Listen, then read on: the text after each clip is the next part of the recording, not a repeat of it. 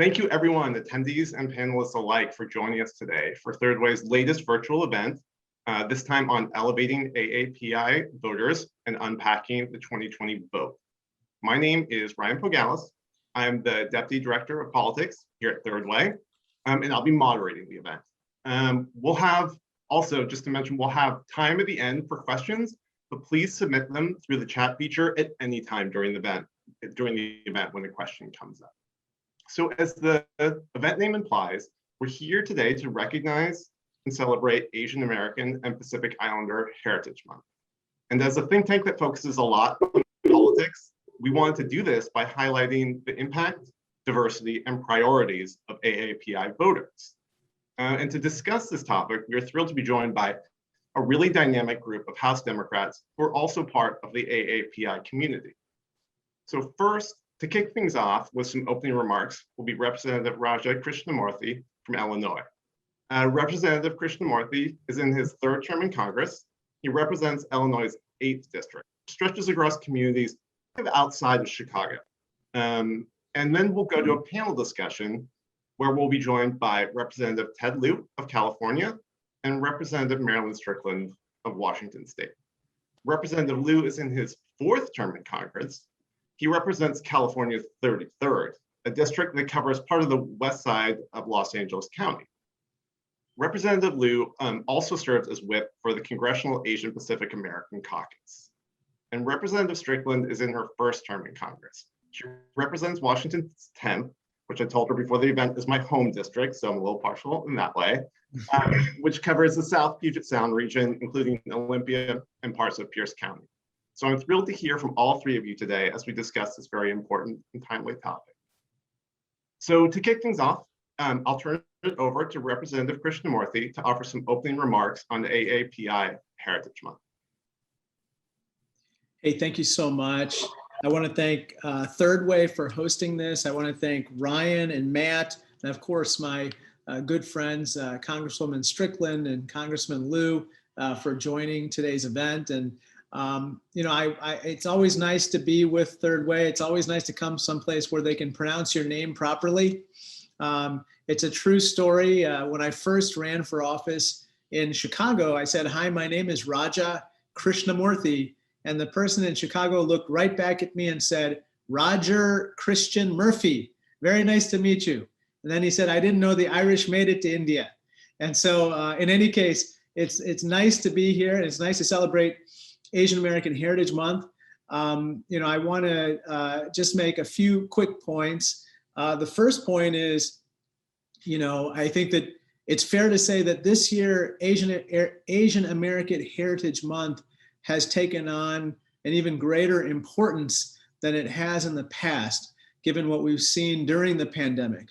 Unfortunately, there's been a very high increase in hate crimes directed toward Asian Americans, people of Asian descent.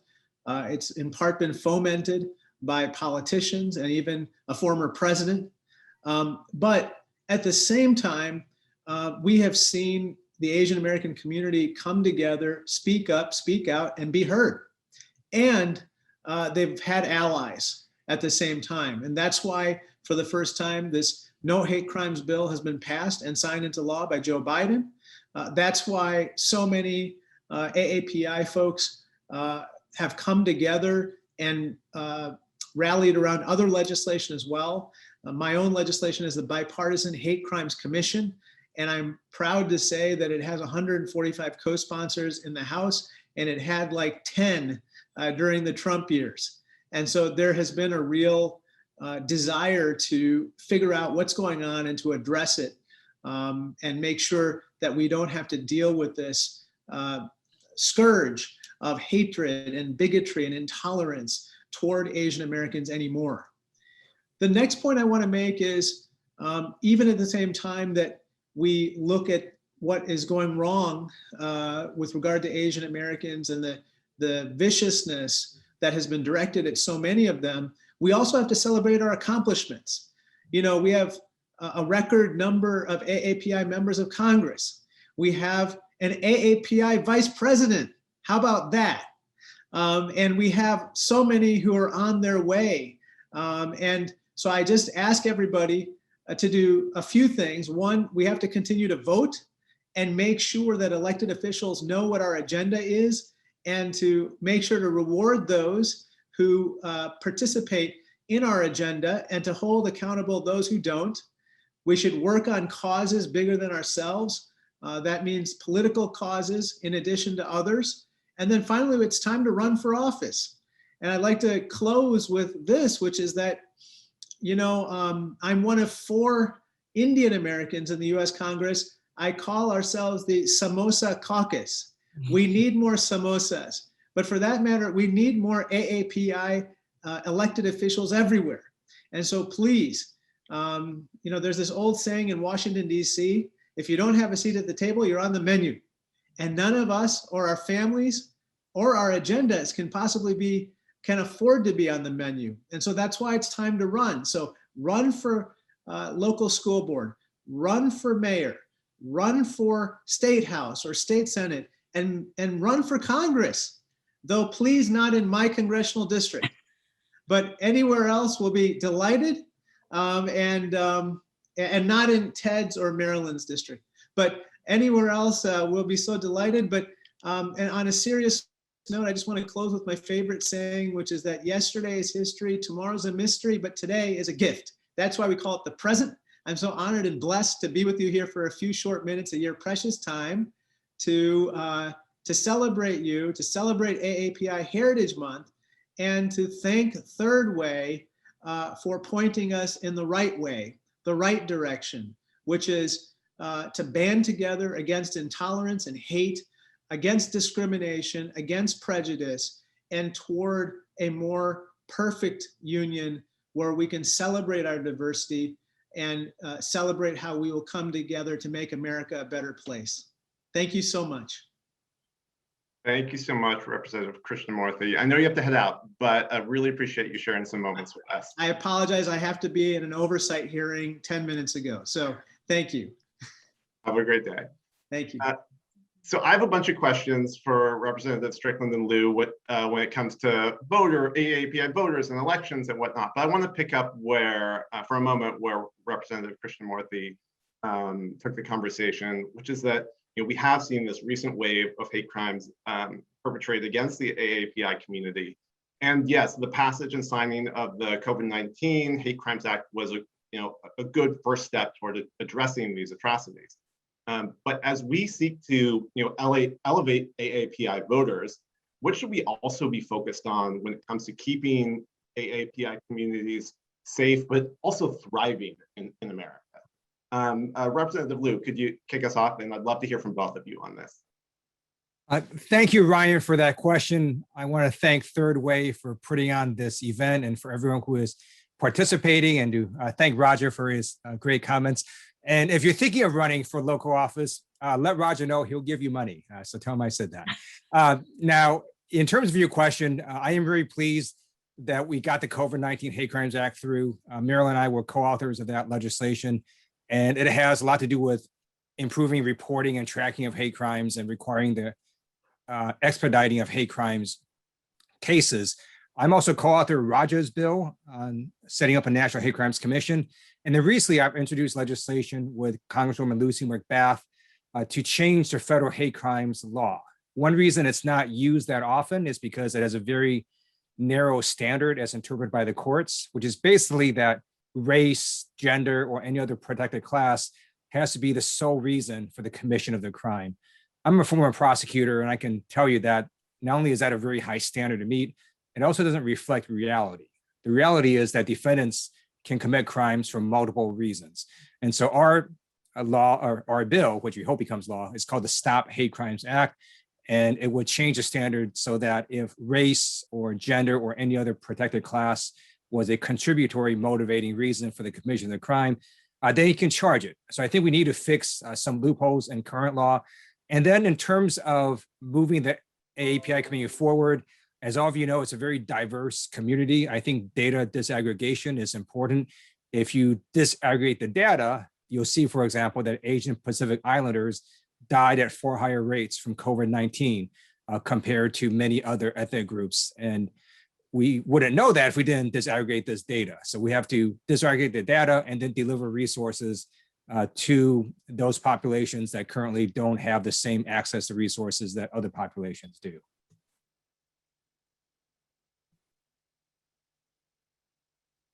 Thanks so much. Representative Strickland, did you have any points to add on that point on keeping AAPI communities both safe and thriving in the country? No, to add to what Representative Lieu just said, I want to step back and I want to think about, the promise of America. And, there's so many things we throw around as far as, what this country represents, who we are, and even the way parties talk about it. But, as Democrats, we want three basic things. We want an America that is safe. We want an America that is secure, and we want one that is just or fair. And so when you think about the context of what's happening right now with the hate crimes against, the AAPI community, those thresholds are not being met. And so, with the laws that we are passing at the federal level, it's a way to provide support to local government.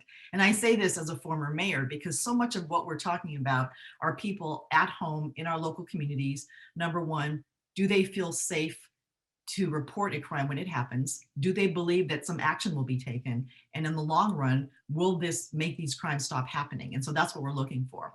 And as far as, safety and security, that also includes, economic security. How do you feel safe going to school or going to work or going to your business that you own when you think you might be the victim of a hate crime? And so these things are so intertwined, but I come back to the promise of America that so many of our parents or those of us who are immigrants came here, a country that is safe, a country that is secure, and a country that is fair and just. Those are the pillars of why we do the work we do. And I think the expectation that all people have, but especially for the Asian American Pacific Islander community. Thanks so much for that. So turning back to AAPI voters for a moment, it is of course AAPI Heritage Month. And in honor of that, it feels more important than ever to really work to understand the community, both its significance and its diversity, which you've both touched on. While the national kind of political discourse has focused more on AAPI voters, at least these last few years, there's still a lot out there that's wrong or missing when it comes to AAPI voters, I feel. So Representative Strickland, maybe going to you first. Can you speak a little bit about what's been left out of the conversation about AAPI voters in the past? Yeah, I will just talk about what's been left out of the conversation, period, us. And, for so long, we've been either overlooked or ignored or erased. And so as I think about AAPI voters, I often say that the United States needs a history lesson and a civics lesson. And there are so many people who know very little about the AAPI diaspora that exists here in the US, the number of languages spoken, the number of nations represented, and the fact that we are not a monolith. And so when I think about the history of this country, I remind folks that violence against the Asian community is not new. The Chinese Exclusion Act, the expulsion of the Chinese in my own hometown of Tacoma, the internment of Japanese Americans, and just these series of things that have happened. So it's shocking to some people, but not to a lot of us. And so as I think about the history, I tell folks we need a history lesson, and people need to better understand just the mass diversity that exists within the AAPI community, because I think that's what helps inform us if we're thinking about how do we poll people, how do we motivate voters, how do we get out the voter, how do we register people to vote? It's not just like we're one lump group. We are not a monolith. And I think people need to understand the differences and the nuances between the different nations that our ancestors come from and our contributions to this country. Thank you so much. Representative Lieu, do you have feelings on that? I think Marilyn is absolutely right about increasing awareness of the history of the AAPI community. I wasn't actually aware of the Chinese Exclusion Act until college. It was just never taught when I went through K through 12 schools. I didn't actually even know until last year there was something called the Chinese Massacre, which was the mass lynching of Chinese immigrants in Southern California. And I live in Southern California. So there's all this history that just aren't really being taught. And I think we need to have our history textbooks simply do a better job of reflecting the actual history of all Americans, including the AAPI community. Absolutely. Thank you for that. So last year, AAPI voters increased their turnout dramatically, which was great. It was so wonderful to see. And in some congressional districts around the country with large AAPI populations, you saw the share of the AAPI vote increased by as much as 6 percentage points, I think. Do you, turning to you first, Representative Lieu, why do you think that was? Was it there's something particular to AAPI voters that really activated them last year, or was it just part of this overall kind of groundswell of people turning out to vote by mail or otherwise that we saw last year in the election? I think there are two things going on. One is you had dramatic growth in the AAPI community that recently only started around 2000. So since 2000, the AAPI community has more than doubled in size in America. The Pew Research organization reports that Asian Americans are the fastest rising ethnic group in our country, and that by 2055, Asian Americans will become the largest immigrant group in America. So part of this is just a surge in numbers of AAPI community that only sort of happened recently. And then another is, for whatever reason, Asian Americans aren't just settling in, Washington State or California. They're going to places like Georgia. And so in a swing state like Georgia, President Biden won by 0.3%. The API electorate is about 4.7%. So I think Asian Americans were very aware that they could be the margin of victory. And so the second thing that happened is, I think Asian Americans were also aware that the former president would say racist phrases like Kung Flu and do things that harmed the AAPI community. I think many of them got upset about that. And it's one reason the former president was fired by the American people. Yeah, absolutely. Representative Strickland? No, I agree with what Representative Lieu just said. And, when I heard you ask the question, my first inclination was Donald Trump was on the ballot. And for a lot of people, communities of color, whether you're like me, African-American and Asian American, it was just sheer fear that he would get reelected. And I think that was motivating for many people for many reasons. But I think when I think about turnout, the Democratic Party, I think after a lot of cajoling, was finally saying, okay, if we plan to win this election and to win some of these big races around the country, we have to engage the entire community. And that's why there was a very concerted effort. And, if you think about the margin of victory that happened in Georgia, where we flipped 2 Senate seats, that's a really big deal. And you have to admit that, voter turnout is what drove that. And, I lived in Atlanta for 5 years back in the 90s. And I remember just in Gwinnett County where I lived, there is a huge population of Asian Americans now in that county, and they were not there before. And so changing demographics have definitely helped the Democratic Party, although realistically, there are some portions of the Asian community that do vote Republican as well. Yeah, and that's what I wanted to turn to next, actually. It was, really heartening to see broadly that AAPI voters supported Democrats in high numbers in 2020. About 2 in 3 voted for Joe Biden at the national level. But this support wasn't universal. One thing that also stood out last year was that certain AAPI communities, like Vietnamese and Filipino Americans, shifted toward Republicans some, not universally either, but in some communities around the country. Going to you first, Representative Strickland, what do you think was going on here with specific communities within the AAPI community that maybe didn't move as much toward Democrats as others, or maybe even turned a little bit toward Republicans last year? Well, I think that's the prime example of the fact that we're not a monolith. And, when you look at, if you broke it down by age, you would see some trends where older voters were probably more inclined to vote for Trump in the AAPI community and younger people were not. And I come back to the conversation about history. And you think about the Vietnamese American community, for example, and what they experienced during the war. People of a certain age who come here and have a very specific notion of when they hear terms, socialism or communism being attributed to the Democratic Party. I would also add too, though, I'll tell a story here. In Washington State, we tried to get affirmative action reinstated.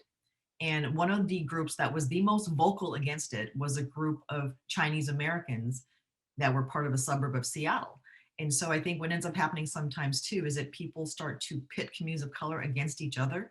And they send this message that like, well, these folks are trying to take something away from you.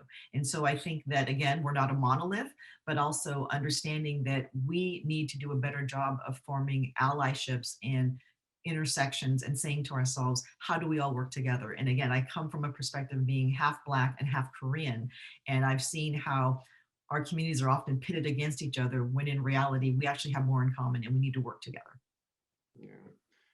Representative Lieu, Los Angeles County is so unique in that there's, such large populations of many different Asian American groups within the county itself and broader, Southern California area. Is there anything that you saw either in your district or more broadly in Southern California, which kind of pointed to some of these shifting trajectories with different AAPI communities? So you're absolutely right about the diversity here. My better half, my wife, Betty, happens to be president of the Torrance School Board, where we live in the city of Torrance. And there's, over 80 different languages spoken in the school district. And it's very clear to me that, again, we have to disaggregate the data, and different ethnic groups may respond differently to different kinds of messaging. It's the same also within the Hispanic community. If you look at some of the articles and polling that came out after this election, it's pretty clear the socialism attack worked better in some places than others. And partly that had to do with the demographics as well as the various ethnic groups that were receiving this message. And so for Cuban Americans, socialism has somewhat more of a resonance, for example, than if you were a Latino or Latina in Arizona. Similarly with the Asian American community, as Marilyn said, communism and socialism attacks seem to have more of a resonance with Vietnamese Americans than, for example, a Japanese American who, they have universal healthcare in Japan, and Japanese Americans have been here in America for a longer period of time than some of the younger immigrant groups. So I think, again, you have to look at the data and segment it, and then we need to figure out which attacks tended to work and which didn't, and have a better prepared strategy going into 2022. Yeah, absolutely.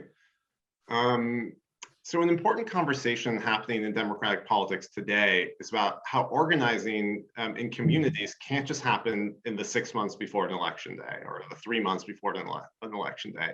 It has to happen year round and in non-election years too. So going back to you, Representative Lieu, this absolutely applies to AAPI voters and communities. How can we be doing a better job of working with and organizing different AAPI communities year round, so it's not just showing up right before election day? That's a great question. The Biden presidential campaign actually was the first campaign to spend over over 6 digits in terms of advertising to the AAPI community. And so that was good. It also was the case that it happened quite late during the election. So I think they probably would have gotten even better returns had it started earlier. And that's something that I think the DCCC has to do, as well as the DSCC.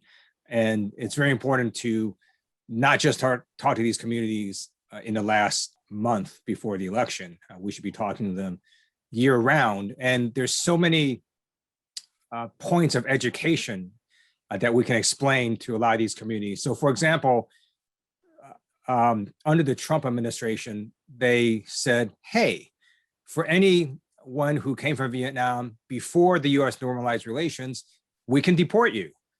If you came afterwards, then we can't. Now, there was no reason for that change. It was just simply to be cruel for no apparent reason. It's not like you had a whole bunch of Vietnamese grandmothers and grandfathers committing all sorts of crimes or doing bad things. They just made that rule change because they could. And if I think Democrats have done a better job just educating the Vietnamese American community about what the former administration was doing and that rule change, maybe that we could have better performance results within that community. So I think it's not just talking to the community for the sake of talking to them, it's also educating them about either good things or bad things that Republicans are doing. Yeah, absolutely. Representative Strickland, do you have thoughts on that? Or yeah, I mean, it's, we do have to, number one, we have to have the resources to keep people engaged year round. we have to do a better job as a party appointing AAPIs into high profile visible positions, whether it's at the local level or the state level or the national level. And here's another thing I'd like to point out, when we think about, the different allies that you have, especially as a party, when you think about Democrats, right, we talk about labor, environmentalists, we talk about small businesses, we talk about the immigrant community.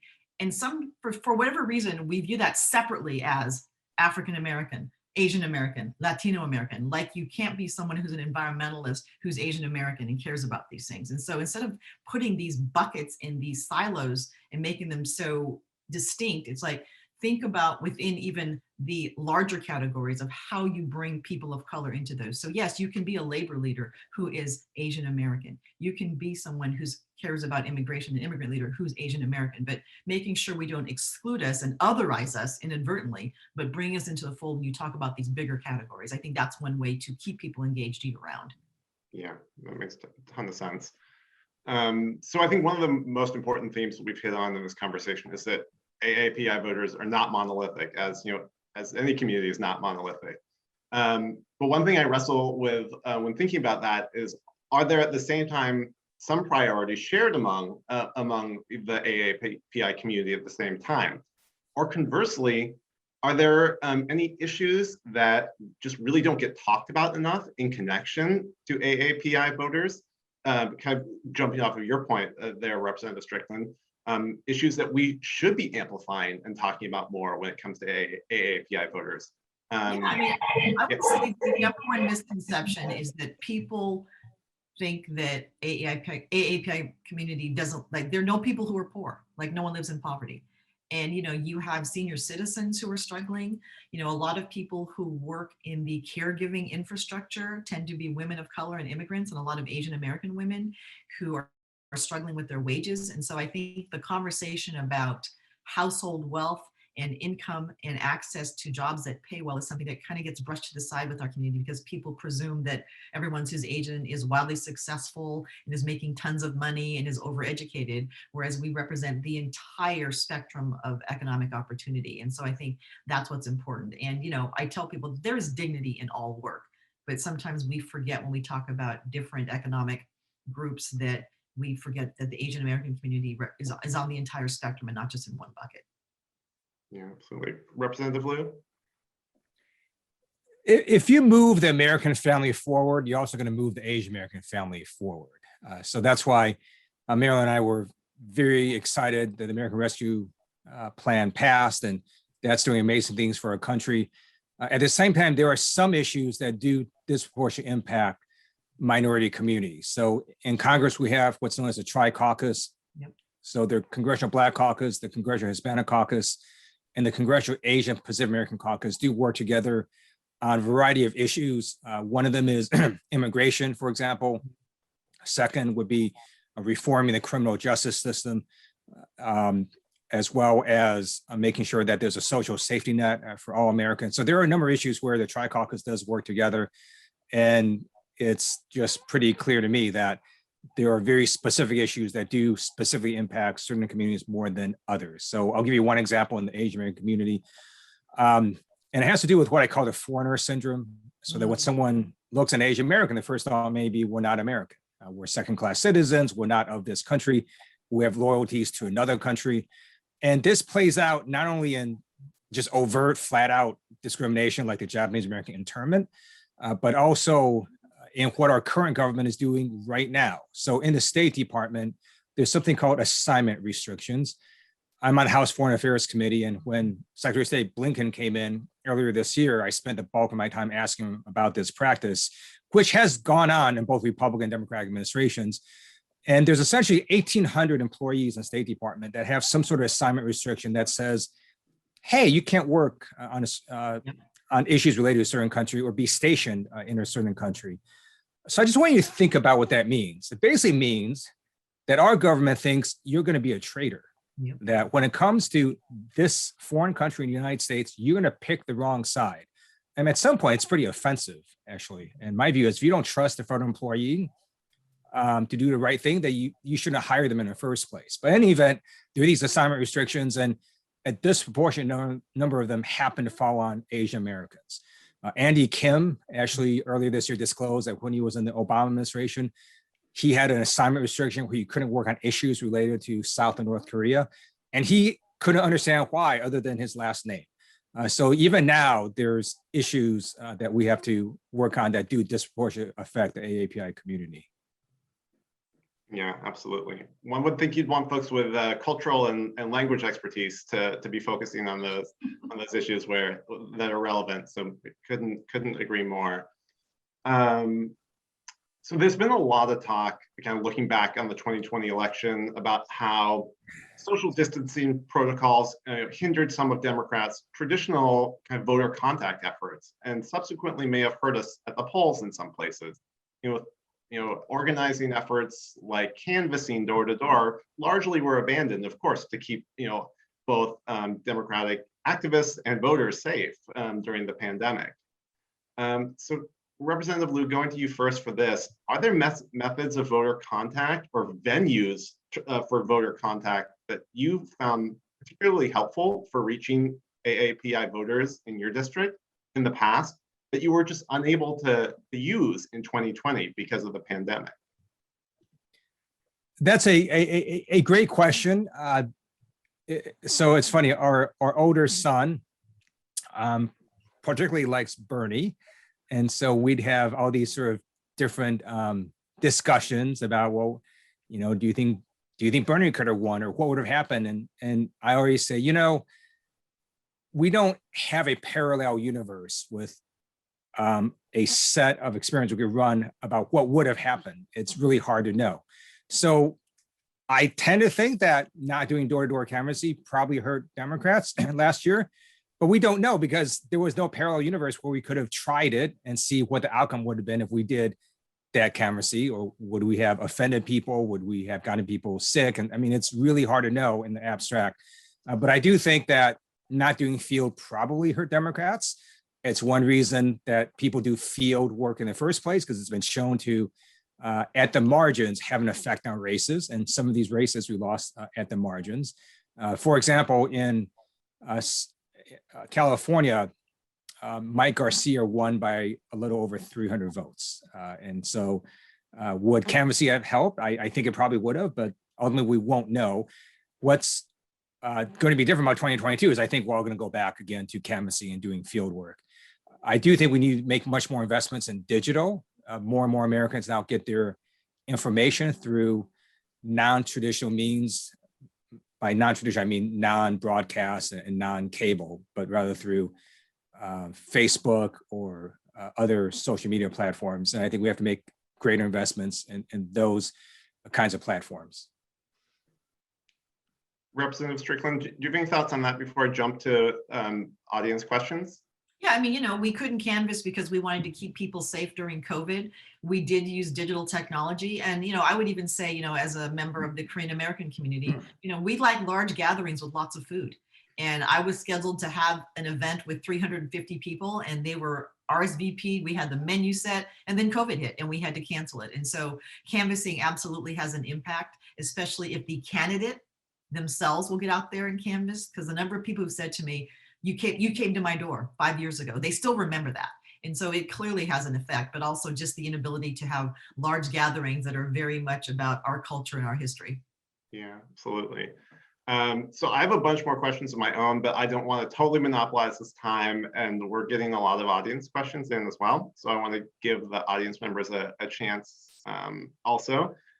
Interestingly, we've got a few foreign policy questions on the list. And first one on the list is, looking into the future, the US and China are possibly going to end up as rivals on the world stage. How must the US manage a potentially adversarial relationship with China abroad while ensuring that Chinese Americans at home are not targets of that hate or victims of bias that we've seen over the last year? Representative Lieu, I could go you first for this one. I think the US-China relationship is one of the most critical relationships in the 21st century. If it goes badly, it's bad for both countries in the world. If it goes well, then that won't happen. So we have a very big incentive to have it managed well. And on the Foreign Affairs Committee, one thing I've learned is you just have to learn to segment with other countries. By that, I mean, it's rare that the US agrees with any other country 100% on all the issues. So what you do is on the issues on which you agree on, you work together. The ones you don't disagree on, you try to resolve it through diplomatic means. So China does bad things, right? They have bad trade practices. They're forcibly, taking Uyghurs out of their homes and putting them into what looks like internment camps. So those are bad things. At the same time, the US works with China every day on terrorism and trying to mitigate terrorism. Regardless of your view of the Iran deal, the US worked with China, and China was a partner on the Iran deal. And so you just have to learn to work with countries on issues in which you can work with them on, and then try to resolve the other ones diplomatically. And then you have to make sure that rhetoric and other kinds of xenophobia doesn't negatively impact Americans who happen to be of Asian descent. Unfortunately, that did happen during World War II with the internment. It also happened, as you remember, during the 1980s, when America feared the economic rise of Japan, and Vincent Chin was murdered in Michigan. And again, what you see with this pandemic is some people have this false and stupid belief that somehow Asian Americans carry the virus or more prone to spreading it and so on. So you just have to keep fighting back against these kinds of racist and xenophobic stereotypes and beliefs. Yeah, thanks so much. Representative Strickland, how do we balance, a challenging, at times challenging relationship with China with also, making sure that doesn't spill over to our Chinese American friends and allies? Yeah, I mean, the US and China have a mutually dependent relationship. And, being from Washington State, we are the most trade dependent state in the country. And when we get into tariff wars, and, that doesn't help anyone. It hurts people here at home. And at the same time, we cannot conflate what is happening with the Chinese government and the things that we disagree with and take it out on people of Chinese descent here at home, or even on all Asian Americans. And so I think there's a nuance there, and that politics and headlines are not written with nuance, and that's the way the world works. But also understanding that, as the world looks to the US for leadership.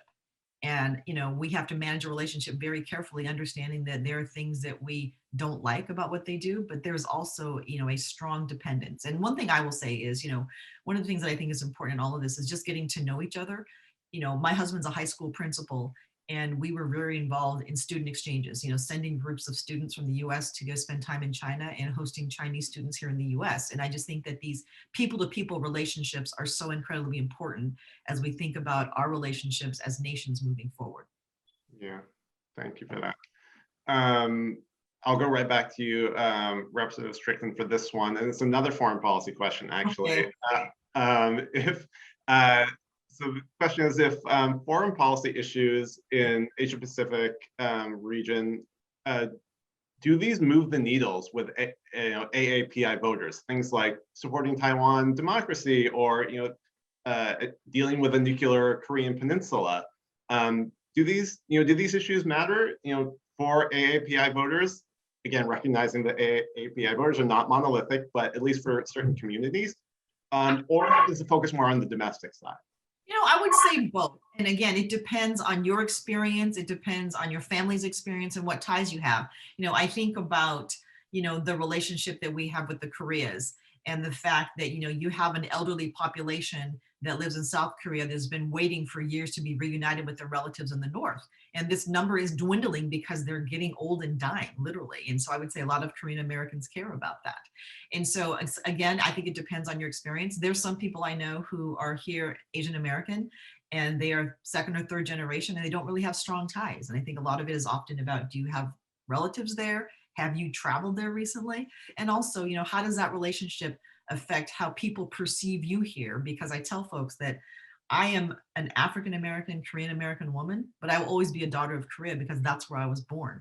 And so I think it often just depends on your relationship with the country. But overall, of course it matters, because it affects the way people perceive us here. And to the point that, Congressman Lieu made earlier, what happens over there sometimes spill over into how people perceive us and treat us here at home in the United States. Yeah. Representative Lieu, that's an interesting question. I think broadly speaking, there's two kinds of voters. There are single issue voters, and then there are non-single issue voters. So if you're a single issue voter, and for example, abortion is your single issue, then you're going to vote for the candidate that aligns with you on your view of that issue. Or if it has to do, for example, with Israel, there are people who are pro-Israel, and they will vote for the candidate that aligns with them on that issue, whether they're a Democrat or a Republican. If your issue is guns, and that's your number one issue, you'll align with the candidate, whether it's a Democrat or Republican, with you on your view of that issue. Now, for non-single issue voters, I think what actually happens is they just sort of have a feeling. Are you on their team or are you not on their team? Are you on their side or you're not? Which is why I think, for example, the socialism attacks were particularly hurtful in places like Florida, where it just did not resonate well, because many people in Florida don't want to be socialists, don't think of themselves as socialists, don't want their candidates to be socialists. And what you saw in Florida is a state that passed very progressive policies, such as a $15 minimum wage and voting rights for felons. And then Democrats severely underperformed in Florida last year. And I think one reason is folks there just, at least some of them thought we weren't on their side, that, we're socialists and we're radical, or whatever it is that got in their minds. And it wasn't any particular issue. It was just a feeling. And so that's how I think foreign policy plays in this. You sort of have a feeling. Does, what your Congress member is doing or the current administration doing in foreign policy, does it make you feel better or feel worse? And does it generally align what you think or not? Most people don't pay that much attention to foreign policy. So again, I think at the end of the day, it's the voters' perception of, are you more on their side or is a Republican more on their side? Yeah, absolutely. Well, I think that's a great place to leave it. Democrats, as a meta message, communicating that we are on voter side is where we want to be going into 2022 with AAPI voters and with all voters as well. So I think that's a good message to leave it on. And I want to thank both Representative Strickland and Representative Lieu and Representative Krishnamoorthi for joining us today as we recognize and celebrate Asian American and Pacific Islander Heritage Month. We really appreciate your time, and we appreciate all the participants who also joined. I'm sorry I couldn't get to the rest of the audience questions, but we will have future events where we can hopefully address some of these as well. So again, thank you, Representative Strickland, Lieu, and Krishnamoorthi, and thanks so much for joining us. Thank you. Thank you. And next time we do the event, Maryland's gonna have a huge Korean barbecue in person for all of us. I am. Deal. Thanks, I'll be there. Bye.